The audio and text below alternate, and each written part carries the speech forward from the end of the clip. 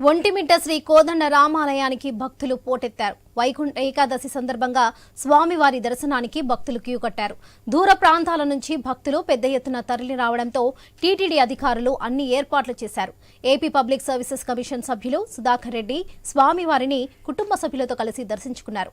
వైకుంఠ ఏకాదశి రోజున ఒంటిమిట్ట సీతారాములను దర్శించుకోవడం సంతోషంగా ఉందన్నారు. దీనిపై మరింత సమాచారం మా ప్రతినిధి శ్రీనివాస్ అందిస్తారు.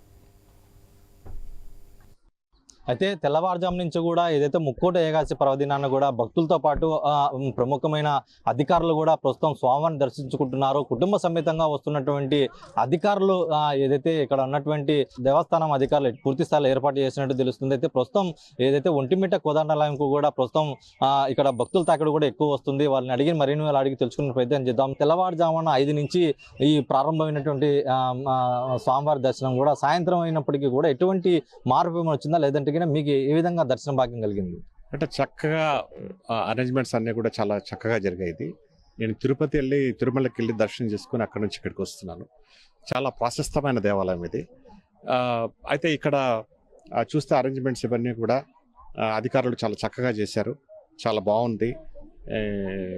సో ఇటువంటి అంటే ఈ విధంగా చేయడం చాలా మన రాష్ట్రానికి గర్వకారణమైనటువంటి ఆలయం ఇది.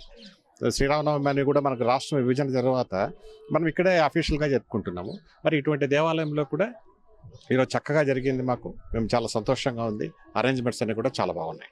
అంటే ఏదైతే రాష్ట్రం కూడా విడిపోయిన తర్వాత ఆంధ్ర భద్రాద్రిగా ప్రస్తుతం ఒంటిమిట్ట కోదండ రామాలయం కూడా అధికారికంగా ప్రకటన వచ్చింది. ఇక్కడ ఉన్నటువంటి శ్రీరామనవమికి ఏర్పాట్లు ఎలా ఉంటాయి, సాధారణమైనటువంటి పండుగల సమయంలో ఏ విధంగా ఉంటాయి? ప్రస్తుతం ముక్కోటి ఏకాదశి చాలా భక్తులకి చాలా ప్రముఖంగా చెప్పుకునే పండుగలలో ముక్కోటి ఏకాదశి పర్వదిన స్వామివారిని ఉత్తర ద్వారా దర్శనం చేసుకుంటే మంచి కలుగుతుంది అంటారు. ప్రస్తుతం మీరు అప్పుడు చూసింది ఇప్పుడు చూసిన దానికి ఏమైనా వ్యత్యాసం ఉందా, లేదంటే ప్రస్తుతం ఉన్నటువంటి ఏర్పాట్లు ఏ విధంగా ఉన్నాయి?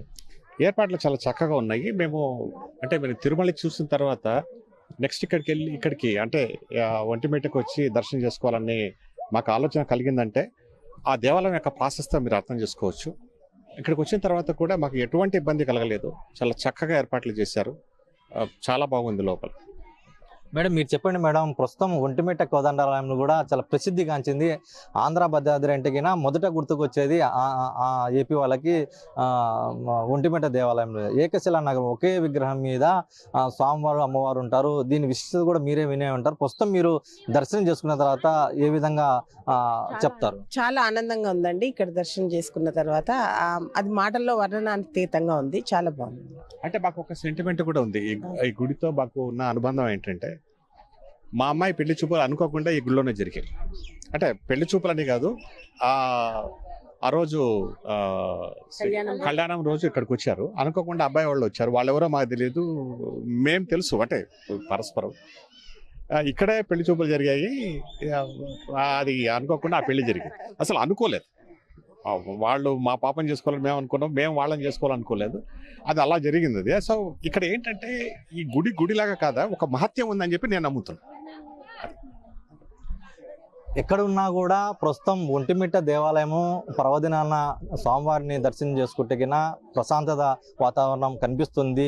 ఆ ఏడాది కూడా తమకు కలిసి వచ్చే విధంగా కూడా ప్రస్తుతం ఒంటిమిట్ట దేవాలయం కూడా మాకు కలిసి వచ్చిందని చెప్పి ప్రస్తుతం భక్తులు కూడా వాపుతున్నారు. ఏదైతే ఇక్కడ భక్తుల తాకిడి ఎంతమంది వచ్చినప్పటికీ కూడా అధికారులు ముక్కోటి ఏకాదశి పర్వదినాన కూడా అన్ని ఏర్పాట్లు పూర్తి చేయడంతో పాటు ఏ మాత్రం కూడా అసౌకర్యాలకు గురి కాకుండా ప్రస్తుతం ప్రశాంతమైన వాతావరణంలో వాళ్ళకు నిత్యాన్నదానం కల్పిస్తున్నాయి. అన్నదానం కూడా కల్పిస్తున్నాయి. మరోవైపు ప్రశాంతమైన వాతావరణంలో స్వామివారి దర్శనం కూడా ఏర్పాటు చేశారని చెప్తున్నారు. అయితే ప్రస్తుతం ముక్కోటి ఏకాదశి రోజున స్వామివారిని దర్శించుకోవడం పట్ల కూడా ఈ ఏడాది అంతా కూడా తమకు మంచి కలుగుతుందని చెప్పి పలువురు భక్తులు కూడా చెప్పుకొని వస్తున్నారు.